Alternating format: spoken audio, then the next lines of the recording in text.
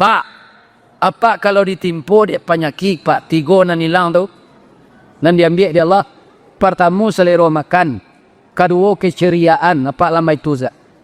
Kamar dibayar sakit, ya kan? Sudah tu dosa, diambil dia Allah. Ketika apa sehat balik, nan 2 dibalikan, selera makan jo keceriaan, dosa nak dibalik alai, diampunkan kalau apa sabar. Amarah Allah tu sayangnya kawan. Patutkah kita menyalahi sunnah Nabi? Tidak. Nabi Ayub berasa sakit Ustaz 7 balik tahun, nak ada minta sehat. Sudah sakit 7 balik tahun, bini berampek 3 minta cara elok.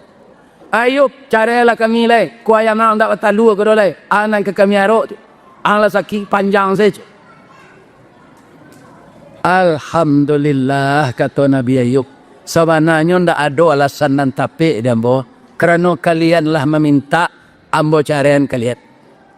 Baik kalau lah sampai dah balaki yo dia kalian mudo-mudo baru. Jadi cik bininya yang setia namanya Rahmah. Itulah nan merawat Nabi Ayub.